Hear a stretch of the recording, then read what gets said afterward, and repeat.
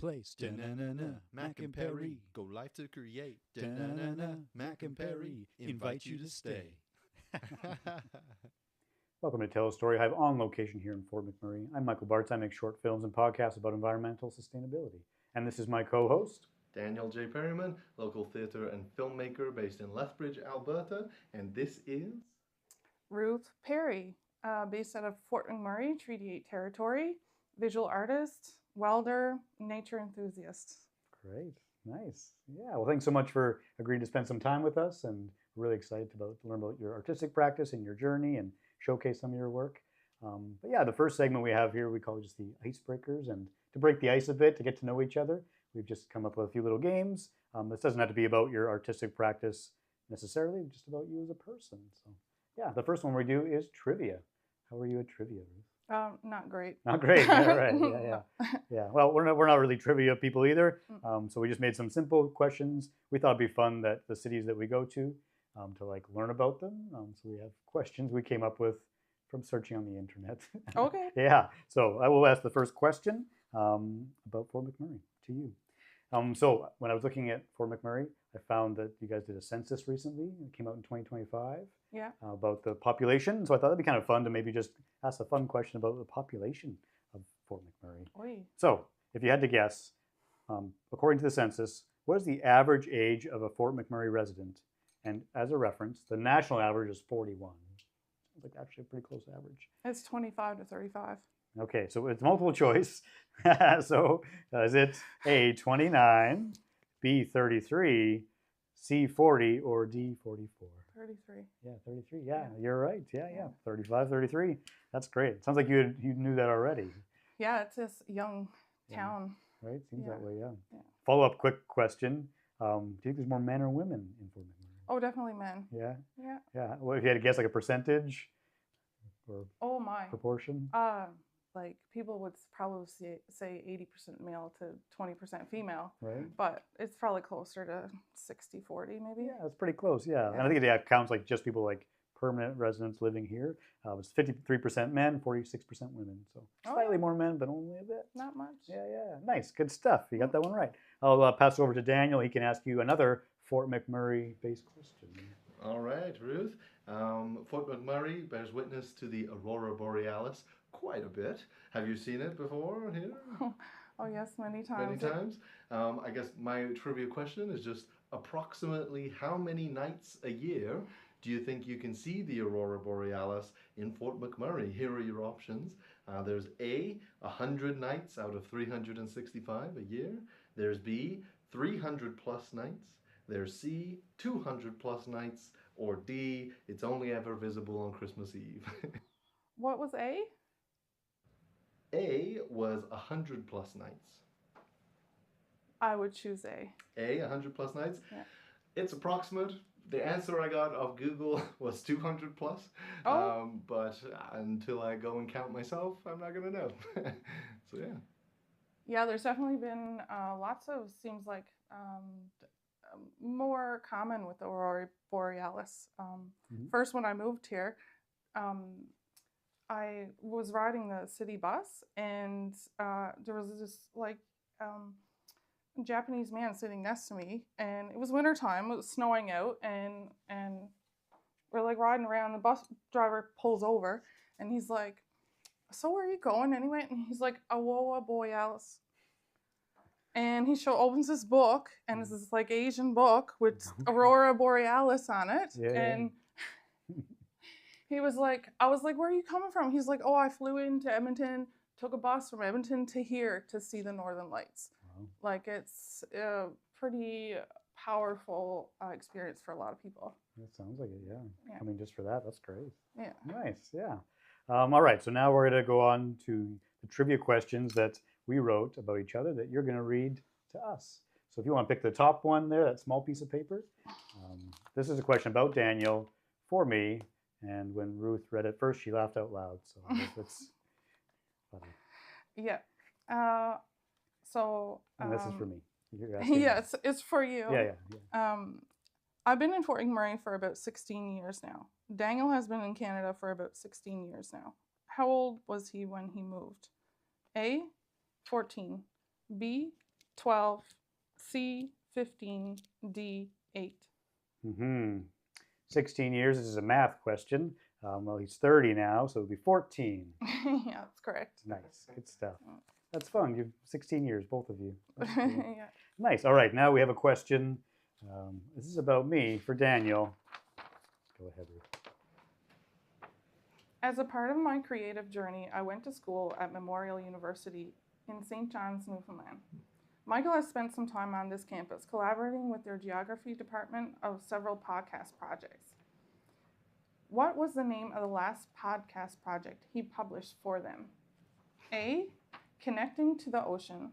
B, Too Big to Ignore podcast. C, The Ocean People Inspire.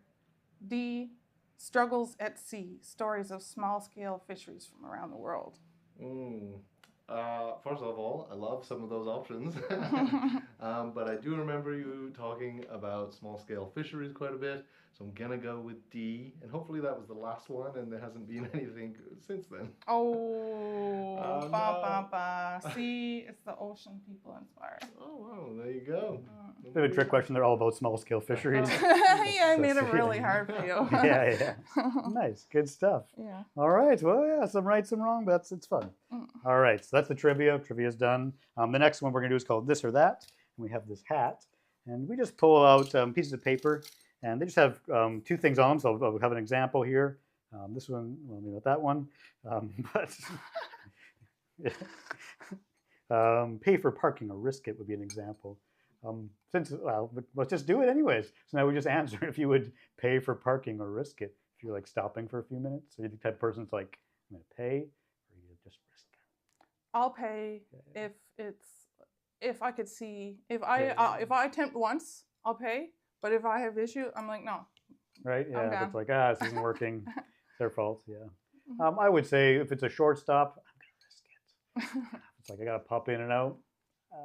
Yeah, if I'm gonna be there for hours, no, but I'll risk it. I'll throw it over to Daniel. Pay for parking or risk it, short stop. Generally, I think I would try and pay. That's usually what I end up doing. And, I might try more than once.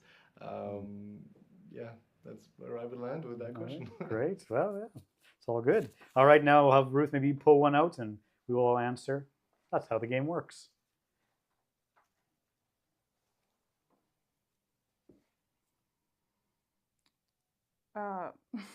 It's a theme park or museum. Yeah, so if I had to choose between the two, if you were like, hey, Michael, let's hang out for the day. Do you want to go to a theme park or museum? I'd probably say museum. Yeah, I go to a theme park if it was like Banksy.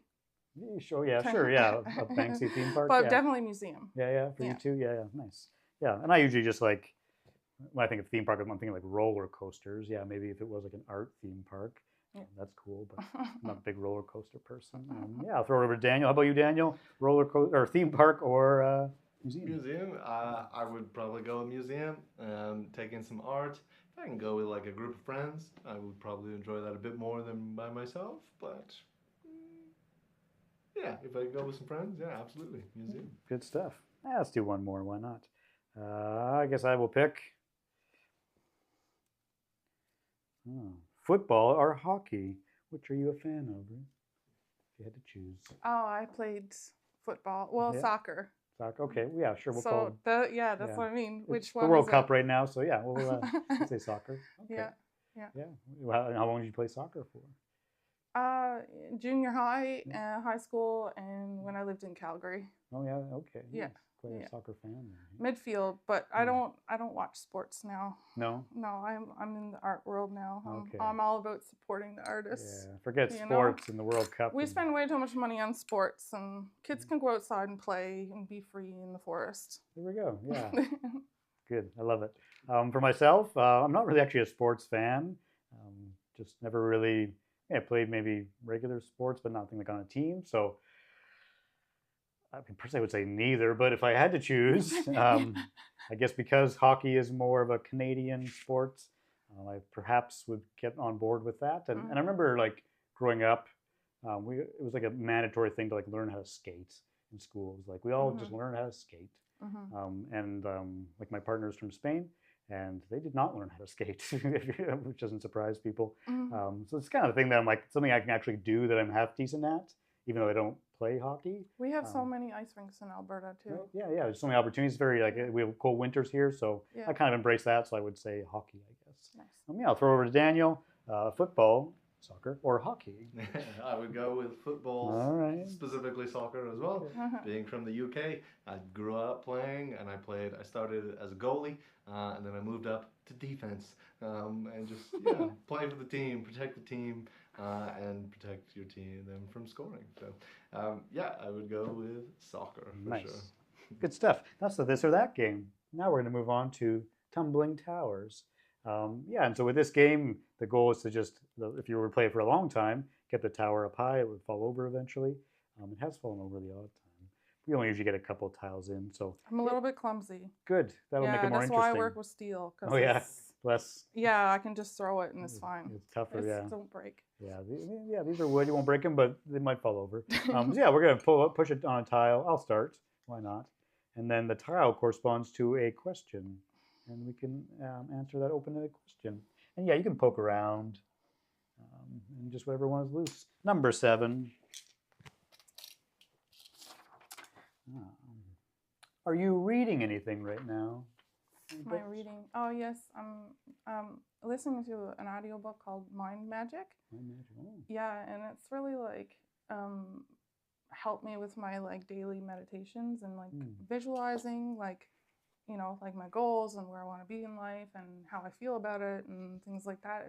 It's really like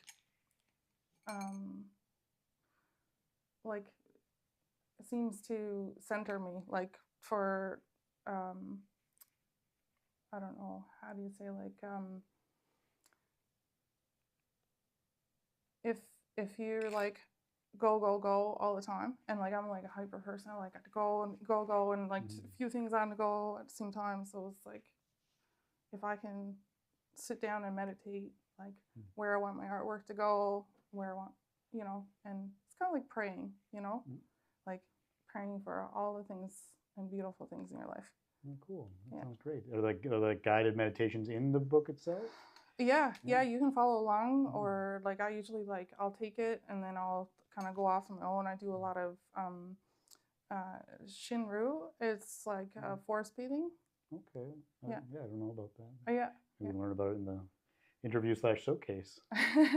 Yeah. Okay. Good stuff. Nice. Mm. Great. Am I reading anything right now? So yeah, we came up here. It's a long drive, so I usually bring a book with me. Grab one from the library. This one's called The Good Life, and it's all about, there's one of the longest longitudinal studies on human health and population. It's called the Harvard Happiness Study. You may have heard of it.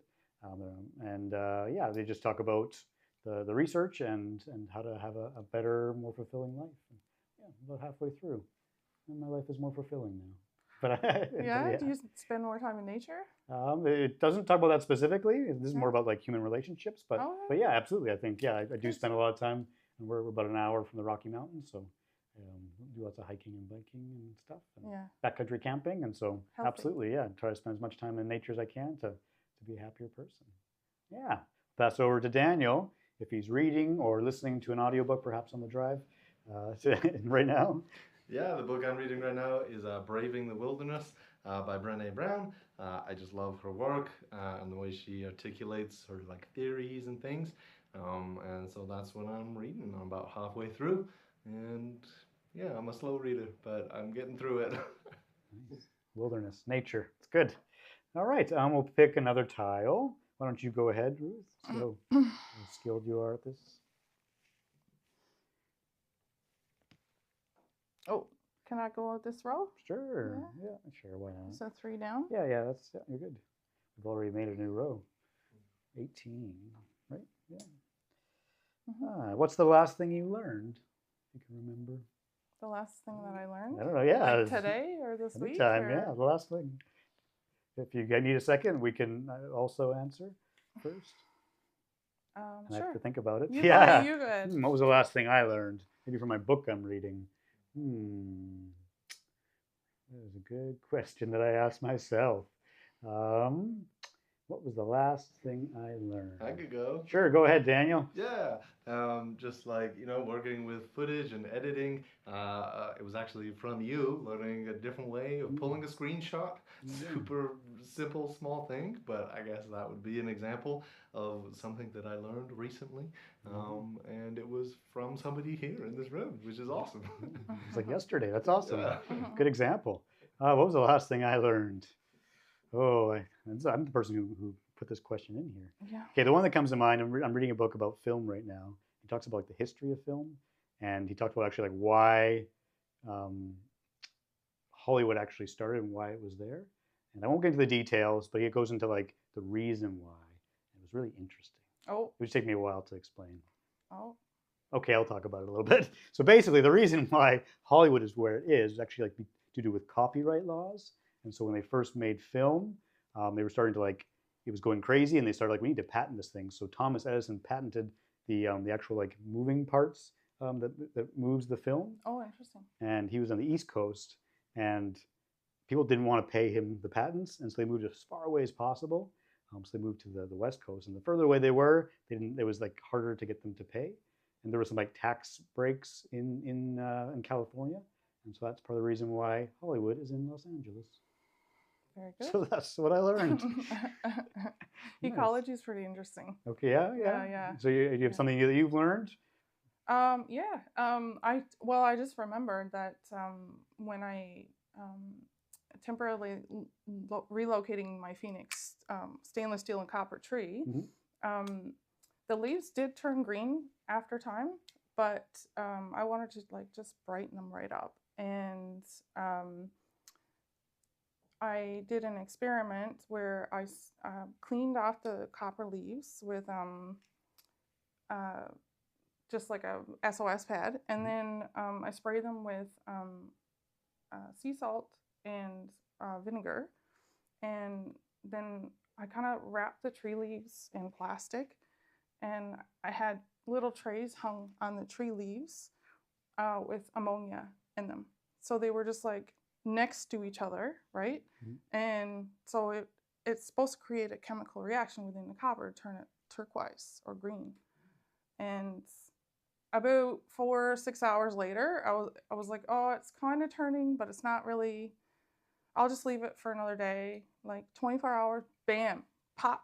It completely worked. Like cool. It's pretty. I'm interested in like kind of chemistry of things too, like natural dyes and soap making. Like I'm super into natural products made from local sources as well. Oh, cool. Yeah, that sounds really great. You learned that process worked. Awesome. Yeah. Nice. Well, yeah, I think that is all the time we have for this segment. It's been nice to get to know you a little bit, play some games. And yeah, we'll do the interview next. So this has been Tell a Story Hive on location in Fort McMurray. I'm Michael Bartz. I make short films and podcasts about environmental sustainability. And this is my co-host, Daniel J. Perryman, local theatre and filmmaker based in Lethbridge, Alberta. And this is Ruth Perry, visual artist based in Fort McMurray, Alberta. All right. We'll be right back.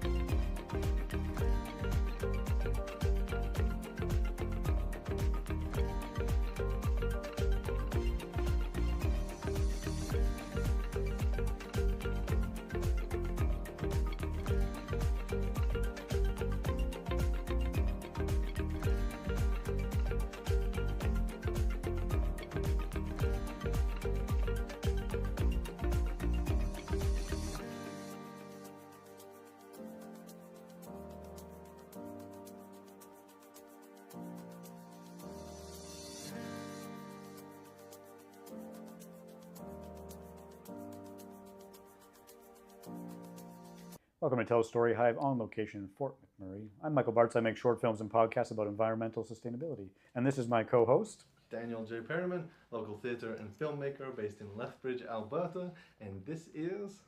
Ruth Perry, visual artist of Fort McMurray, Treaty 8 territory. Great. Yeah, well, I really enjoyed our little icebreaker games and getting to know you a little bit. This segment we call the interview, and yeah, we're just curious about artists' journeys. Everyone has a different journey, and it's always interesting to learn the path you've been on and about it. Maybe find some commonalities, and it'll be a great conversation. Awesome. Yeah. So yeah, I think kind of the first thing I like to ask people is you mentioned like what you do for art, but yeah, I guess if you could describe kind of your creative practice, yeah, what is it that you do? Describe my creative practice? Yeah, yeah, those things you mentioned. Maybe a little more elaboration on. Yeah. Oh, well, my background is university trained in visual arts, Okay. and I actually couldn't get a student loan, so I literally Googled highest paying wage tradesperson in Canada, and it was welder.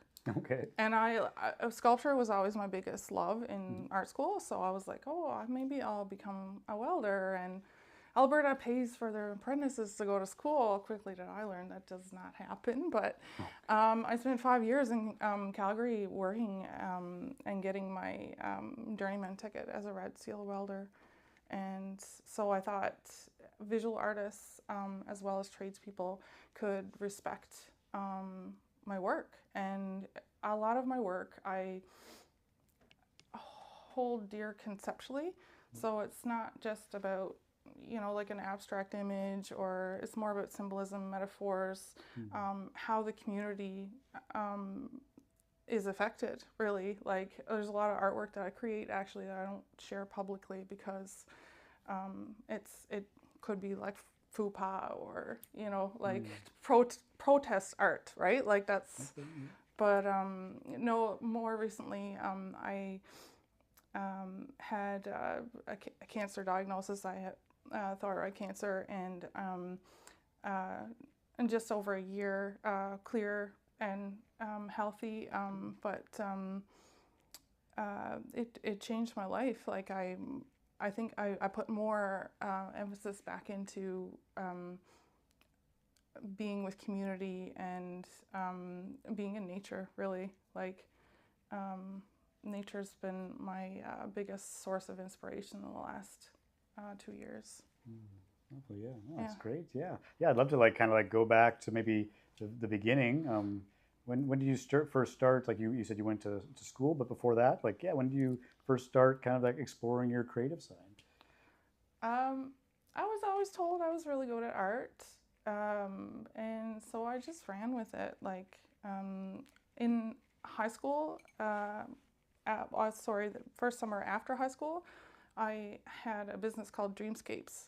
Okay. And I was trained by a local Kalapu member how to do dream catchers. So I was making and selling dream catchers and paintings. But yeah, it's I don't know. I guess the love of being able to communicate to a large audience of people through artwork and kind of affect them or make them think of a different point of view. I think visual arts is very important for that factor. Absolutely, yeah. And then you went to university to study. What led you to studying visual arts? I was actually scared to death to go to university. I was like, I don't know, this is what I want to do. I wanted to be a pilot. I was like, yeah, I'm going to be a pilot. And then my school counselor was like, oh, your math marks aren't high enough, even though my physics was at 90. I think it's 8 years later, I found out I'm dyslexic. And, and so, but no, I handed in my portfolio to the university and enjoyed every minute of it. Yeah. Okay, yeah. And you went to Memorial University in Newfoundland, right? Tell me more about your experience there. So you said you enjoyed every minute of it. I think about you studying this art.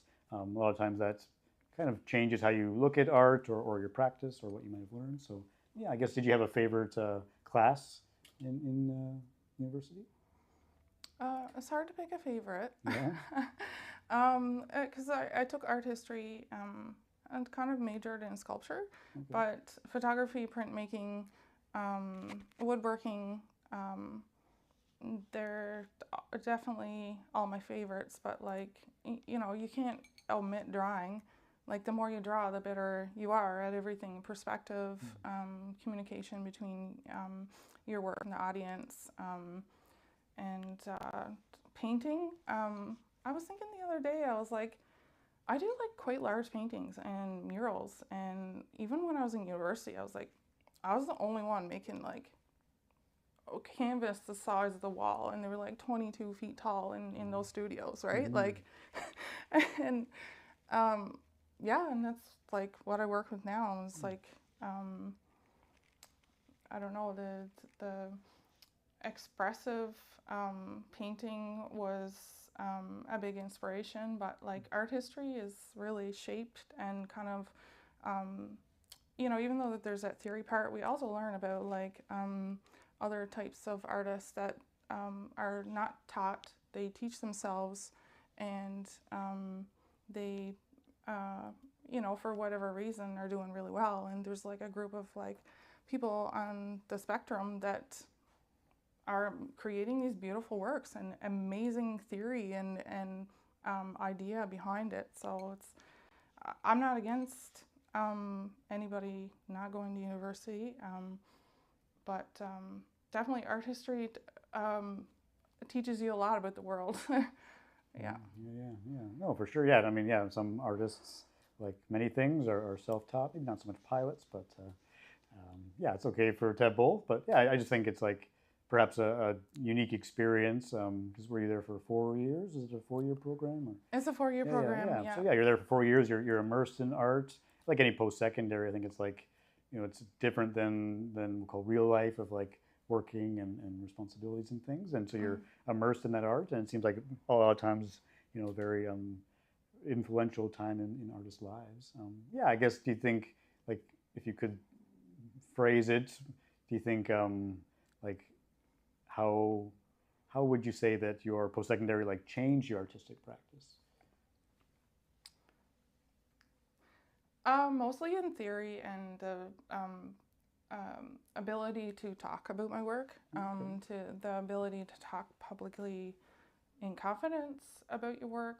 You know, I don't just like go in the studio and create art. I'm like, okay, I have this idea, and I do research, and my sketchbooks are full of just like writing and research and notes, and especially in sculpture, and then I do the drawings and images. But it's definitely provided a platform to be able to communicate like the effect of art on people, like and learning how, like, I think that the idea of university and theory is like people worry about it or whatever, but like I didn't actually finish university. Like, you know what I mean? Like, it doesn't mean that I'm any less. Like, like I've come across that too. Like, but as far as like biggest kind of impact is yeah, just being able to talk publicly about it and being able to talk about, you know, abstract art, I guess. When I look at like other people that think like, oh, like why do I go to a gallery? I don't know like how to comment. I don't know how to react to this work, like a banana duct taped to a canvas. Like what is this piece of, you know, whatever. But there's, art is about the story. Visual art should be about the story, and whether the sale of that art is the story and people want to pay for that, then that's up to them, you know, like if but so I guess it's like the story behind the art is what I appreciate from going to university. That's great. Yeah, Yeah. yeah, absolutely. Yeah, yeah. And so going along the timeline, like you finished your time at university. Yeah, what would have come next, kind of in your artistic journey, as maybe another milestone or change? Yeah, I moved to Calgary right away, and I actually thought, oh, I'm going to be a glassblower. There was two places in Canada that you could learn glass blowing. It was Ontario and Calgary. And I was like, I'll go there and do that. And I actually ended up getting a job with a blacksmith. I was working 2 jobs for a while until I got the job with the blacksmith. It was like about a year before somebody would take me seriously to take an apprenticeship or whatever. But I forget what I was saying. You started with the blacksmith. You wanted to be a glass blower. Oh yeah. And I worked with the blacksmith and for about a year before I could get my apprenticeship. So we built gates and railings and fences and stair railings and sculptures with a blacksmith that was traditionally trained in Europe. So I couldn't actually get hours under him as an apprentice, but it counted towards me actually getting an apprenticeship. And worked really hard on that for 5 years. It's supposed to only take 3 years, but between finding work and going to school, I wouldn't let anybody hold me back from school, which is kind of a thing with trades. After Calgary, I actually moved here to Fort McMurray because I was going to school here. Fort McMurray's Keano College has about a half student rate to the teacher. So like if there's like 20 something students in a welding class in Edmonton or Calgary, it's only like 12 or 13 here. So I was like, I'll do that. And so I finished my trade here. I went into the counselor's office and they preliminarily tested me for learning disability. And so, 3 years of university and 1 year of trade school and then find out you're dyslexic and be like, that's why I'm so good at maps. That's why I'm so good at directions. That's why I'm so good at blueprints. Like, I consider it a superpower for dyslexia people, like to really remember that their spatial awareness is more intense than like the non-dyslexic.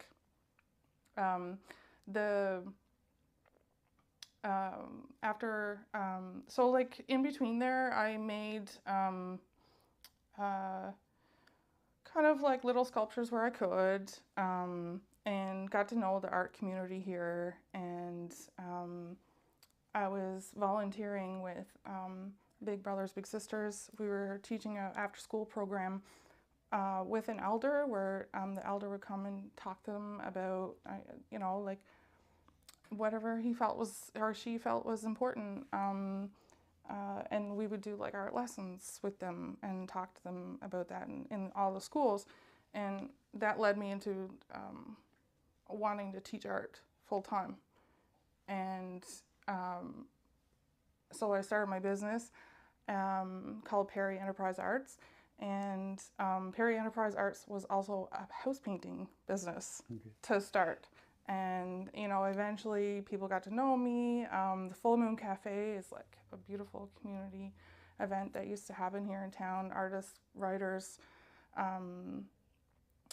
musicians would gather and, like just very like small town roots event that was like enter by donation and bring your kids, right? Like very community orientated. And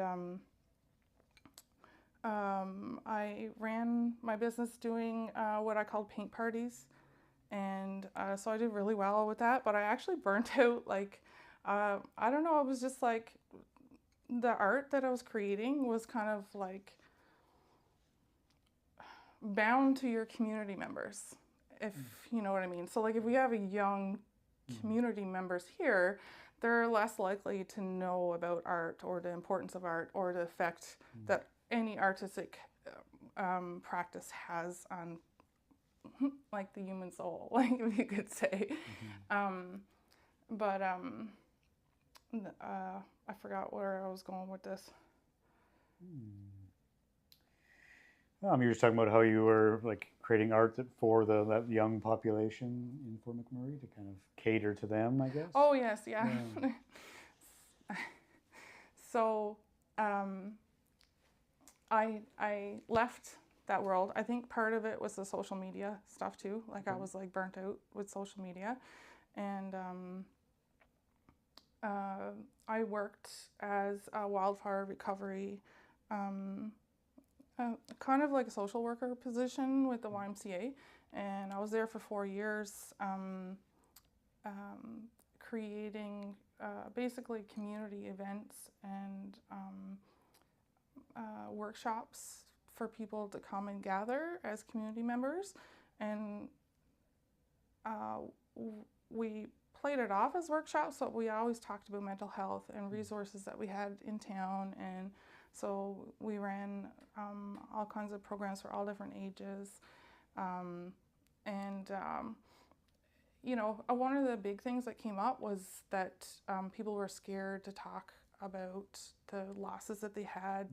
They felt guilty that theirs wasn't as bad as somebody else's or something like that, right? So anyway, like just like the art making them itself allowed people to like not have eye contact, to be able to like sort of not see like but hear, you know, what's going on around and feel like not alone, you know what I mean?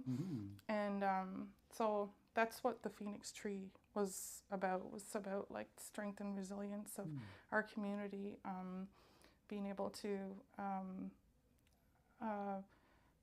kind of like understand each other, and there is a slot in the trunk of the tree where people could place a key as a symbol of their loss, because it wasn't just houses, it was you know, like marriages,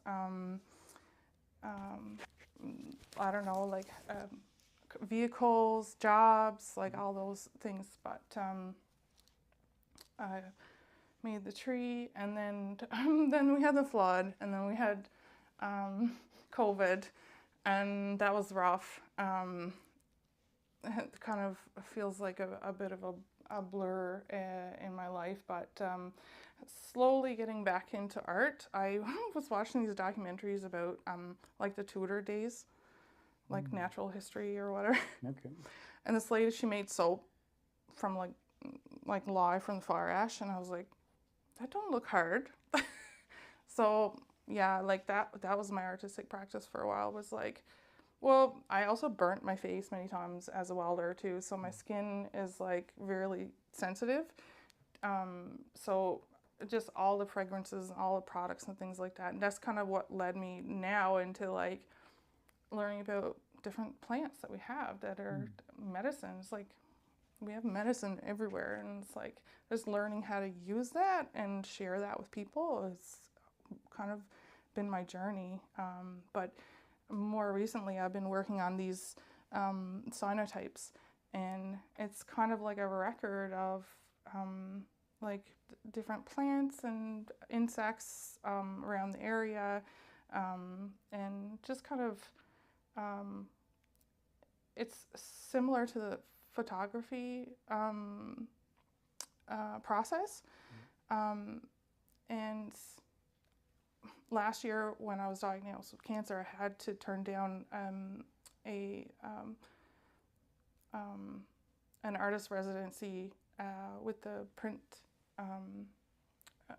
Printmakers Association in Edmonton or Alberta, to do a month-long photography project.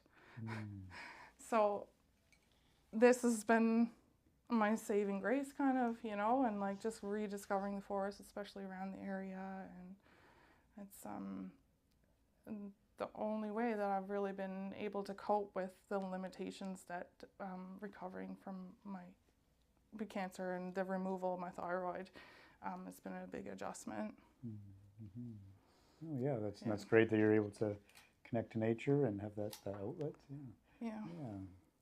I mean, there's a lot there that you've covered that I could talk more about. We'll just start with the nature side of things. So, was that around the time where you were dealing with thyroid cancer? Is that when you started kind of connecting more with nature? Oh, definitely. Yeah. Because when I first started to get sick, I was actually dizzy, and I had a vertigo episode at work, and so I had to leave work about 6 months. About dizzy in a safety sensitive position that I was in, inspecting haul trucks for a large company in town. So it's man lifts, stairs and things like that, and so I had to leave work, and so I've been off ever since. But when I came out of surgery, the most helpful thing that I found was to just go outside and walk, and just be in the sun, and observe nature. And I was just watching something the other day about what it does to your brain when you can go outside and identify plants. It's like pure, I don't know, a sense of belonging or something, you know what I mean?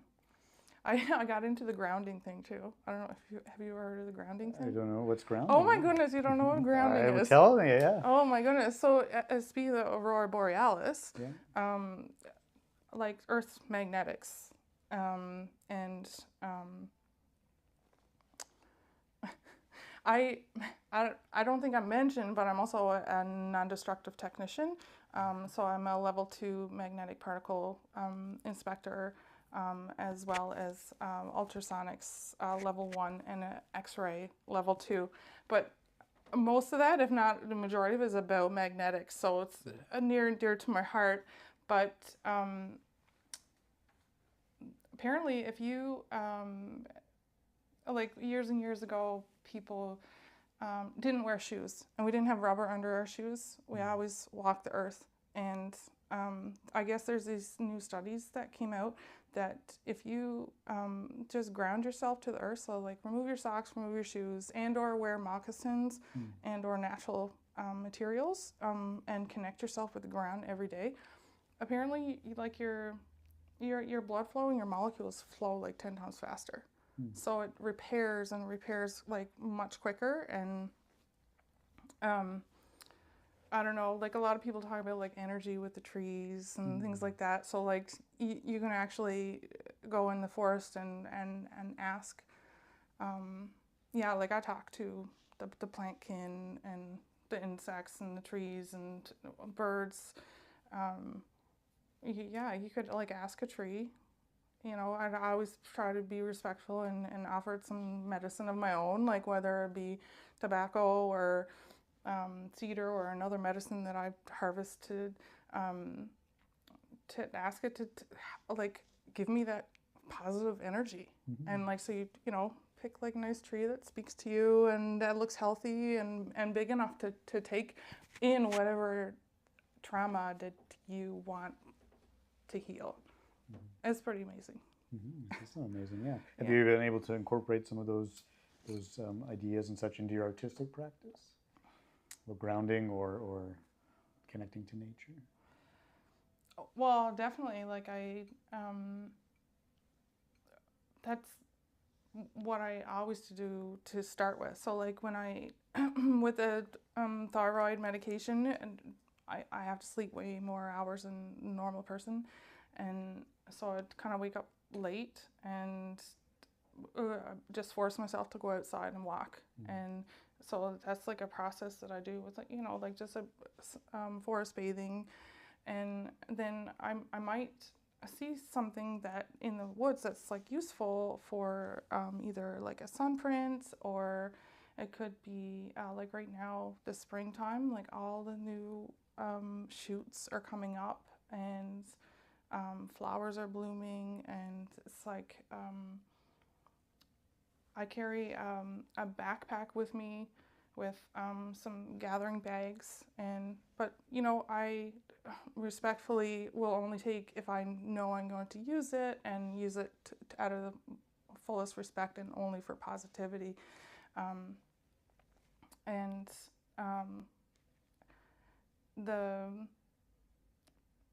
I think maybe also the experience of being outside helps me kind of like connect with some ideas that I might have with art, you know, kind of like, instead of like sleeping on it and being like, oh, I'll solve this tomorrow. Sometimes I'm out in the forest and I feel like my mind is more attuned to what I think would work with whatever idea I'm working on. Mm-hmm. Yeah, kind of starts the wheels turning and ideas. And yeah, no, that's great. Yeah. One thing I want to go back to is a little while ago, but I was just curious. Like you had touched on it, but you'd said that you were at one point as an adult, you know, diagnosed with dyslexia, right? Mm-hmm. That was like a superpower for maps and stuff. Yeah, like how does that, you know, perhaps influence your art? Oh, everywhere, proportions. You know, like I'm a big fan of the Fibonacci sequence, not just through the blacksmith, but through seeing it in nature. And what is the Fibonacci sequence? The Fibonacci sequence. You gotta tell me that. Oh my goodness! It's well, I might have to come up with a definition because I'll paraphrase, but like blacksmiths, for example, use it. It's like kind of like a curve that goes around. So they actually take that shape, and for years and years, people have known that shape is the most pleasing to the eye, and you see it in nature everywhere. Okay. But it also happens to be the most effective way to compositionally compose a painting and or something that you want people to like notice it, look, and then be like, oh, there's more. Okay. You know what I mean? Like it's very like focal point-ish. That I guess that's part of what I learned in university as well, but definitely that's Fibonacci. You can look it up. Like everybody from like dancers to I don't know, like you've seen like the end of a seashell. Mm-hmm. Yeah, so it's kind of like that. Yeah, okay. And the blacksmith repeats those patterns and might expand them and shrink them down a bit. Mm-hmm. Proportionately for dyslexia, I think I heard on an audiobook, because I can't read very fast. I read very slow. I have, you know, I didn't know I could have been accommodated for audiobooks, and but getting the books before the course and doing my testing in my own room. Mm-hmm. So learning that I had all those accommodations afterwards that I could have been using, it was like weird. But I started learning about dyslexia, and there was a podcaster who mentioned that the neurons in your brain, like they're like little kind of electrical pulses that go back and forth. Apparently people with dyslexia have shorter neurons, but they have more. Mm-hmm. Whereas people without dyslexia have longer, but they might only have 2 or 3. Okay. So they connect fast, but with dyslexia, it's like a more all around, like excellent problem solvers. Especially like if you like apply a story to it. That's why I say I was good at physics, because I could understand the problem. Like, oh yeah, like that's why I do this equation, right? Yeah, but the I don't know, like proportionally, like I don't know really how else dyslexia helped me other than I don't know, maybe emphasize or what's that word? Empathy? Yeah. And being empathetic with other people that have had struggles. Yeah. Okay, yeah. I was just curious when you said it was like a superpower, you being a visual artist, if that helped at all. How I want it. Yeah, well, okay, sorry. I should have answered a little bit better. Like with blueprints, I could build anything and understand it right away. Like I've worked with journeymen before that didn't understand where the mistake was, and they're like halfway through the project, and I like look at it, it's right there. Yeah. Yeah. Then they called him the quality manager, and then the quality manager calls the engineer, and they're like, yeah, she's right. Yeah. Nice. Good stuff. Yeah. I guess, I think we've covered a lot about your journey. I guess with the last question we often ask people is like, how has your artistic practice, like how has that really influenced your everyday life? My artistic practice has influenced my everyday life through connection with the community. I mentioned earlier that I was a teacher, and I still am. I still try to, teach what I can, but the younger students that I work with many years ago, I still run into them. That's the best part of the job, is running into those youth and being like, Ruth, do you remember me? We did this. And, seeing them grow and be happy and happy they saw me is just, that's my favorite part. That's lovely. Yeah, I love that. That's great. Yeah, well, thank you so much for sharing some of your journey with us and learning about, the path you've been on. So it's been lovely. Yeah, so this has been Tell a Story Hives on location in Fort McMurray.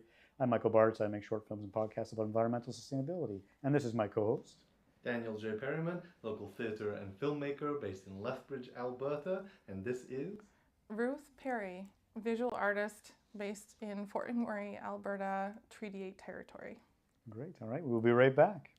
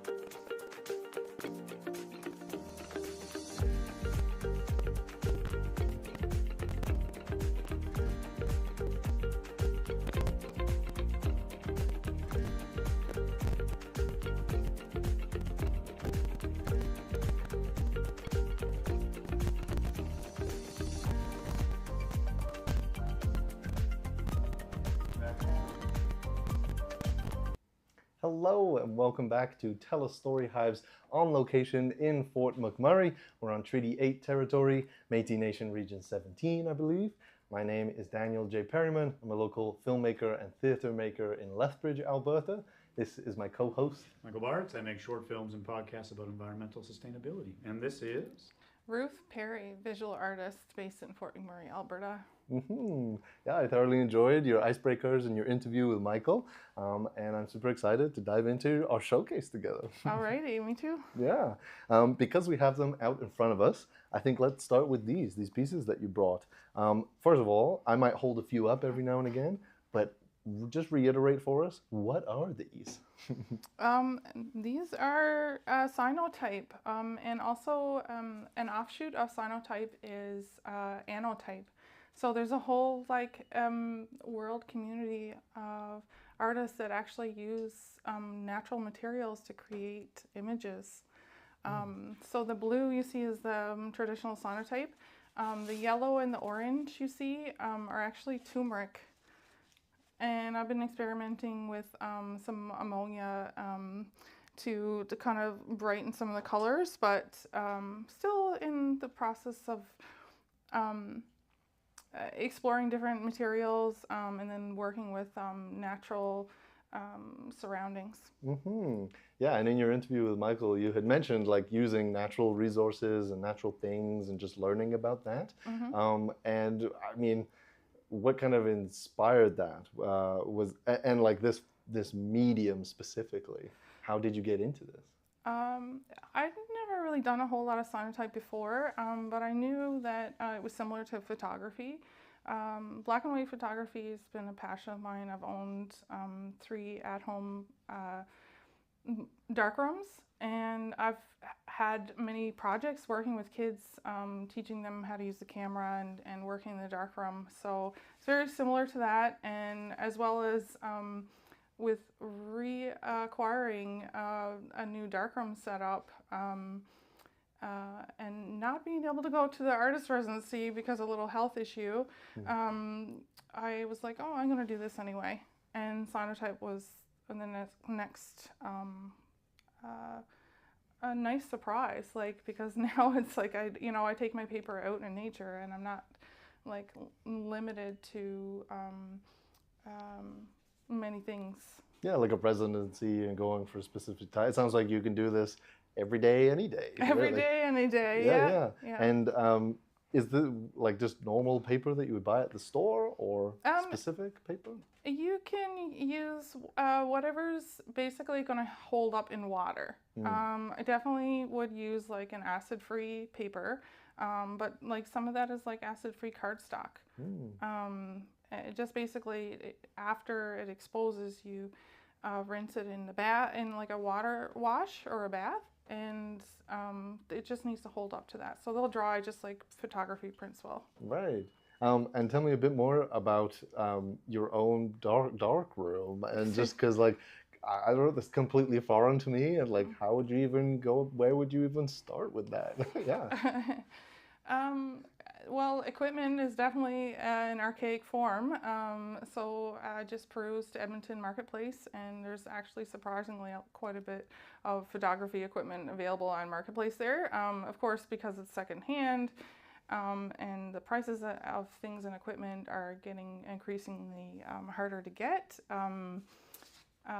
I just basically found an enlarger and picked it up, and then you have your trays and your chemicals you can still buy in photography stores, as long as you know what you're doing, you know what I mean? Like you still need ventilation and stuff like that, but I owned a darkroom here in town with a nonprofit called the Boreal Artists Institute, and so I had 2 enlargers, and kids from the dugout, they call it, is like a youth center, also called the Justin Slade Youth Foundation. I did a philanthropy photography project with them where they learned about different nonprofits in town, took photos, and then the photos, they had a chance to work in the darkroom, enlarge them, and then we had like an art show at the end where everybody showed up, and then the proceeds of the photographs went to each nonprofit that the kids picked. Nice. Yeah. Yeah, that's so cool. Yeah. And like, yeah, what was that like, sharing like this process and this medium that, like I said, is utilizes like some archaic equipment, and it seems maybe a bit lost, maybe? What's it like sharing that with like youth in that context? Yeah, I think youth today are really craving for like manual process, and also there's it is such a hands-on process that it's almost a meditative process. Like you know, once you get to learn focusing on the lenses of the enlargers, and then you know, figuring out the timing, you just dip it in the developing film, and it develops, and then you know, stop bath and then rinse. So it's a very like meditative process to me. Yeah. But it was magical for the kids. You know, like they're like, whoa, like what is this? And you know, what is film? And what I can only take 32 pictures. Like that was part of my plan, was to get kids to think about when they're framing the photos. They're not just clicking like steady click on their phones, right? Yeah. So getting them to think about composition, and then also getting, you know, each time we had sessions with them, they learned about a different nonprofit. So they had time to be out in nature and think about, you know, what community support they wanted to, you know, enhance through their work. Totally, that's so awesome.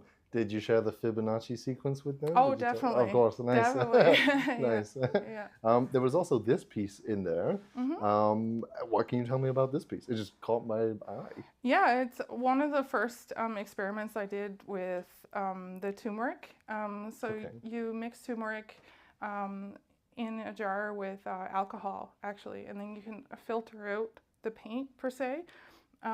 So the paper actually gets painted with a turmeric, so it's like a large brush across, and you do this in the dark, and then the paper has to dry in the dark. So that's what I did with the turmeric. It was one of my first experiments with the turmeric. So like it's more orangey than some of my other turmeric ones, because my filter wouldn't filter it through properly, but basically I had likely some like twigs and leaves in here, and then just like worked with the shapes that were there, and you know, creating kind of like a I don't know, a view into what I, you know, might enjoy. Yeah. That's beautiful. Awesome. Thank you so much for the insight on those. We have a few other things that we could talk about. And I think I'm actually going to start with Michael and I. During our trip, we went down to the leisure center and we took a walk around the Aboriginal Interpretive Trail. And much to our surprise, there's a bunch of foxes down there by all different artists, and we saw your name attached to one. It was called Red Fox, and I think we have some images. But what could you tell me about that project and that piece?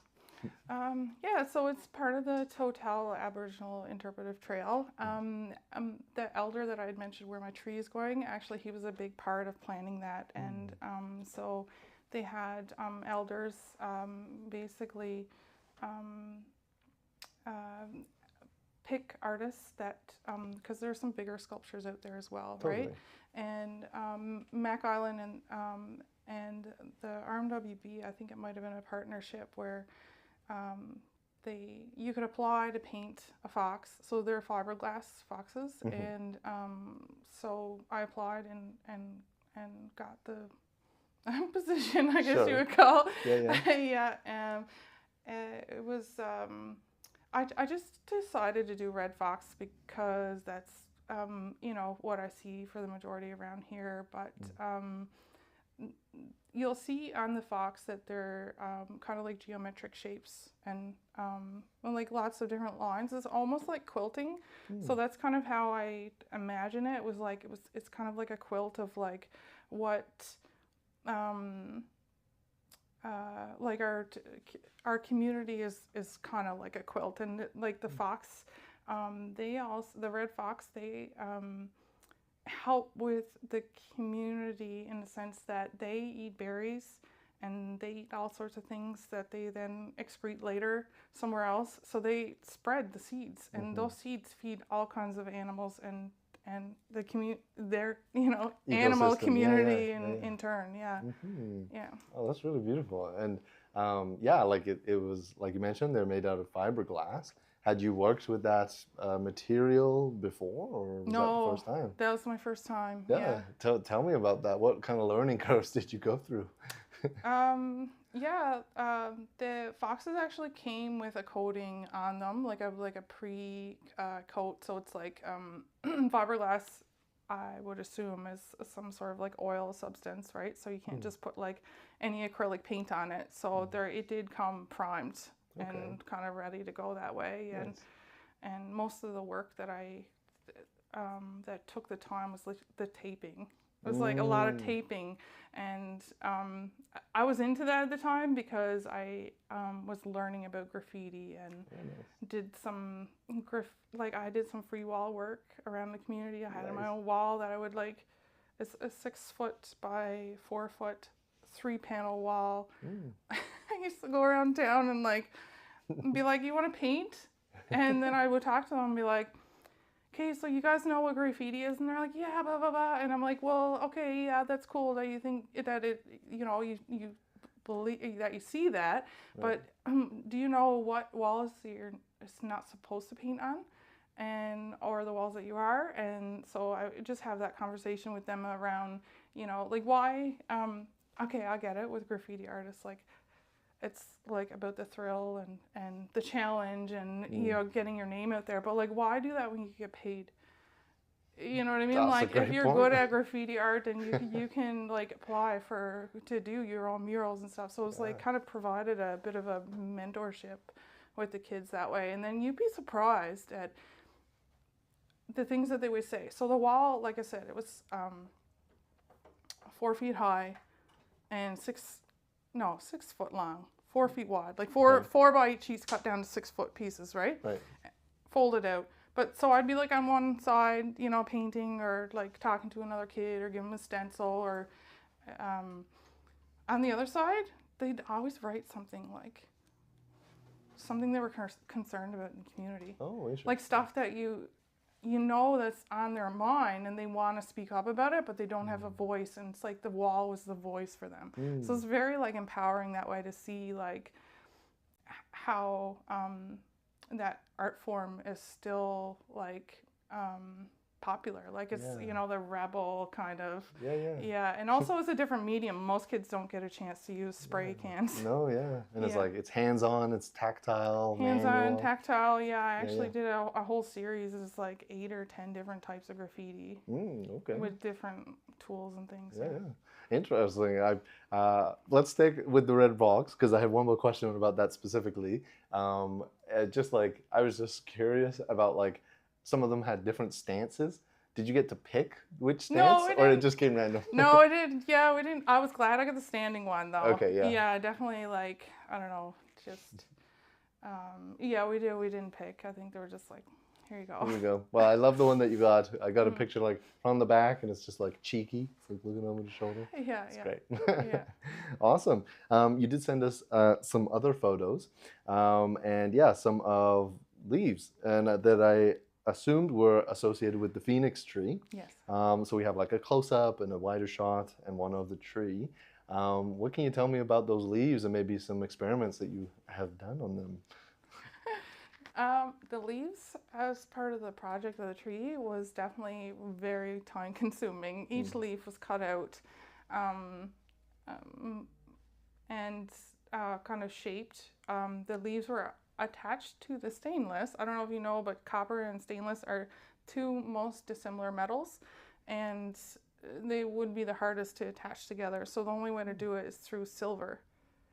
So silver solder, I've never soldered before. I was like, I can do this because I'm a welder, right? Yeah. Why not? I'll give it a shot. But yeah, so, that kind of delicate process.